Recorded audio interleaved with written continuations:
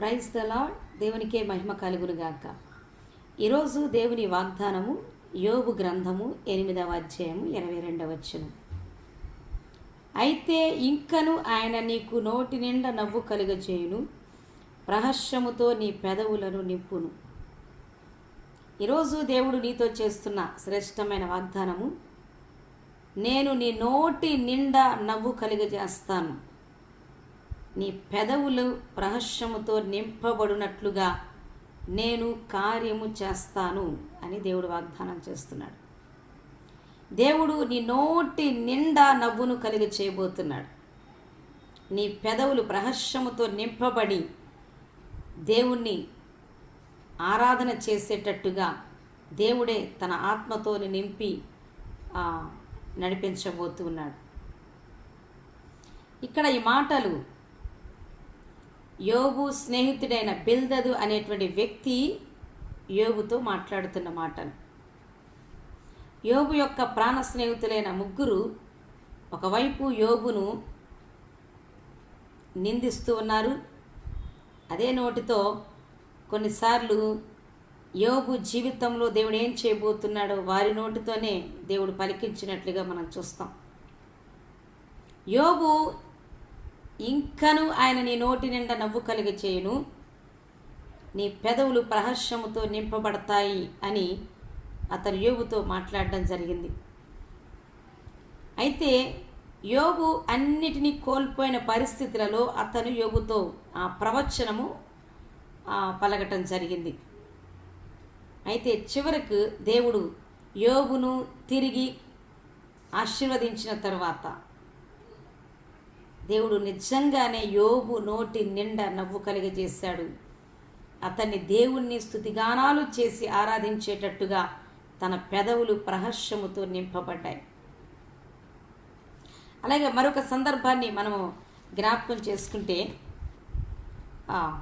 126వ కీర్తనలో దేవుడు తన ఇష్ట ప్రజలైనటువంటి ఇశ్రాయేలీల నోటి నిండా నవ్వును కలిగి చేశాడు. ఒక సందర్భంలో ఒక గొప్ప కార్యము వారి జీవితంలో చేయటం ద్వారా. అదేమిటి అనంటే, సియోనుకు తిరిగి వచ్చిన వారిని యెహోవా చెరలో నుండి రప్పించినప్పుడు మనము కలకనిన వారి వలె ఉంటిమి, మన నోటి నిండా నవ్వుండెను, మన నాలుక ఆనంద గానముతో నిండి ఉండెను. అప్పుడు యెహోవా వీరి కొరకు గొప్ప కార్యములు చేస్తేనని అన్య జనులు చెప్పుకొనిరి. హల్లెలూయా. ఇశ్రాయేలీలను దేవుడు 70 సంవత్సరాలు బబులోను చెరలో ఉంచారు. ఆ తర్వాత 70 సంవత్సరాలు పూర్తయ్యాక వారు ఎప్పుడా అని ఎదురు చూస్తున్నటువంటి దేవుడు వారితో చేసిన వాగ్దాన నెరవేర్పు దేవుడు వారి జీవితంలో చేసేసాడు. ఆ వాగ్దాన నెరవేర్పు ఇశ్రాయేలీయులకు కల కనినట్టుగా అనిపించిందట. ఆ బబులోను చెరలో నుంచి 70 సంవత్సరాల చెరలో నుంచి దేవుడు ఇశ్రాయేలులను విడిపించి తిరిగి సియోనుకు తీసుకొని వచ్చినప్పుడు, వారికి విడుదలను అనుగ్రహించినప్పుడు వారి నోటి నిండా నవ్వు కలిగింది. వారి నాలుక ఆనందగానముతో దేవుణ్ణి స్తుతిగానాలు చేయటం జరిగింది. 70 సంవత్సరాల నుంచి ఎప్పుడా అని ఎదురు చూస్తున్నటువంటి దేవుని వాగ్దానము ఇశ్రాయేలుల జీవితంలో నెరవేర్చబడినప్పుడు, వారికి దేవుడు విడుదలను అనుగ్రహించినప్పుడు, తిరిగి వారి స్వదేశానికి తీసుకొని వచ్చినప్పుడు, తిరిగి మరలా దేవుడు వారిని ఆశీర్వదించ మొదలుపెట్టినప్పుడు వారికి కలగనినట్టుగా ఉన్నదట. వారి నోటి నిండా దేవుడు నవ్వు కలిగజేశాడు. వారి పెదవులు ప్రహర్షముతో నింపబడి వారి నాలుక ఆనందగానము చేస్తూ దేవుణ్ణి ఎంతగానో కొనియాడినట్లుగా వాక్య లేఖనాలు చూస్తాయి. అంత మాత్రమే కాదు, దేవుడు వారి జీవితంలో చేసిన విడుదల కార్యాన్ని బట్టి, వాగ్దాన నెరవేర్పుని బట్టి, తిరిగి సియోనుకు వచ్చిన దానిని బట్టి అన్య జనులందరూ ఆ కార్యం చూసినప్పుడు అన్య జనులు సైతము ఇశ్రాయేలీయుల దేవుడు వీరి నోటి నిండా నవ్వు కలిగ చేశాడు, వీరి జీవితంలో ఆయన గొప్ప కార్యాలు చేశాడు, ఆయన గొప్ప దేవుడు అని ఇశ్రాయేలీయుల గురించి, దేవుడు చేసిన కార్యాలను గురించి అన్య జనులు సైతము చెప్పుకోవటం జరిగిందట. అయితే యోబు కానీ ఇశ్రాయేలీయులు కానీ చెరలో ఉన్నప్పుడు, విడుదల లేని సమయంలో వారు ఎంతో మనోదుఖానికి గురయ్యారు, ఎన్నో బాధలను అనుభవించారు. సంతోషం అనేదే వాళ్ళకి కరువైంది. దేవుణ్ణి స్తుతించేటువంటి పరిస్థితులు వాళ్ళ ఎదుట కనబడలేదు కొన్ని సంవత్సరాలు. అయితే వారితో దేవుడు చేసిన వాగ్దానము వారి జీవితాల్లో నెరవేర్చినప్పుడు, తిరిగి వారిని ఆశీర్వదించినప్పుడు దేవుడు వారి నోటి నిండా నవ్వు కలిగి చేశాడు.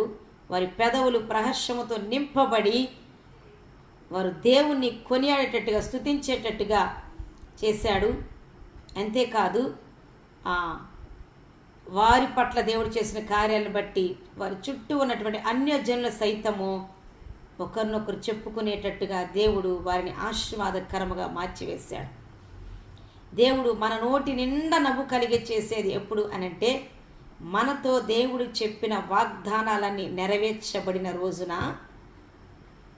దేవుడు మనల్ని చెరలో నుంచి విడిపించిన రోజున మన నోటి నిండా కూడా దేవుడు నవ్వును కలిగి చేస్తాడు. మన పెదవులు ప్రహర్షముతో నింపబడతాయి.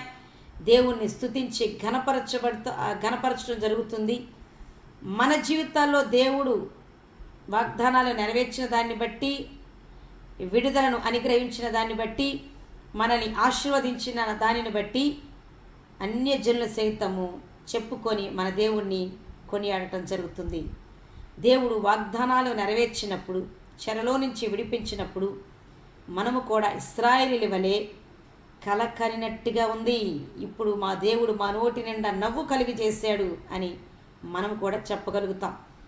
అబ్రహాము జీవితంలో దేవుడు వాగ్దానం నెరవేర్చినప్పుడు, ఇస్సాకును అనుగ్రహించినప్పుడు, అబ్రహాము శారాల జీవితంలో వారి నోటి నిండా నవ్వు కలిగి చేశారు. దేవుని స్తుతించేటట్టుగా వారి పెదవులను ప్రహర్షముతో నింపాడు. ఎందుకంటే ఇస్సాకు అంటేనే నవ్వు. ఇక నవ్వు, నోటి నిండా నవ్వు వారి జీవితంలో దేవుడు అనుమతించాడు. అటు రీతిగా ఇప్పటి వరకు సంతోషము కరువైందేమో, వేదన నీ గుండెల నిండా ఉన్నదేమో, దుఃఖము నిట్టూర్పులతో నీ కాలం వెళ్ళబుచ్చుతూ ఉన్నావేమో, దేవుని వాగ్దానాల కొరకు ఇశ్రాయేలు వలె ఎన్నో సంవత్సరాలకు ఎదురు చూస్తున్నావేమో, ఇశ్రాయేలు వలె, యోబు వలె చెరల నుంచి విడిపించబడటానికి, తిరిగి దేవుని యొక్క ఆశీర్వాదాలు రుచి చూడటానికి నువ్వు కూడా ఎదురు చూస్తూ ఉంటే, ఎప్పుడు నా నోటి నిండా నవ్వు కలుగుతుంది, యోబులాగా, ఇశ్రాయేలులాగా, అబ్రహాము శారాల్లాగాని నువ్వు కూడా ఎదురు చూస్తూ ఉంటే, సరిగ్గా ఈరోజు నా దేవుడు నీతో సెలవిస్తున్న మాట, ఈరోజు నా దేవుడు నీ నోటి నిండా నవ్వును కలిగి చేసి నీ పెదవులను ప్రహర్షముతో నింపి నువ్వు దేవుని స్తుతించే గొప్ప కార్యము దేవుడు నీ జీవితంలో చేయబోతున్నాడు.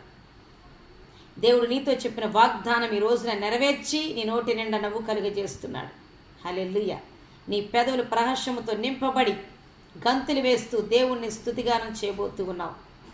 దేవుడు నిన్ను చెరలో నుంచి విడిపించి నీ నోటి నిండా నవ్వును కలిగి చేయబోతున్నాడు. నువ్వు ఎదురు చూస్తున్న గొప్ప కార్యాలు నీ జీవితంలో జరిగించి నీ నోటి నిండా నవ్వు కలిగి చేస్తాడు. నీ చుట్టూ ఉన్న అన్యజనులు సైతము నీతో దేవుడున్నాడని రుజువుపరచబడబోతున్నాయి. ఒకరినొకరు వారు కూడా చెప్పుకోబోతున్నారు. అటు దైవ కృప మనందరికీ దేవుడు దయచేయునుగాక. మన నోటి నిండా దేవుడు నవ్వును కలిగచేసి మన పెదవులను ప్రహర్షముతో నింపునుగాక. యేసు నామములో. God bless you.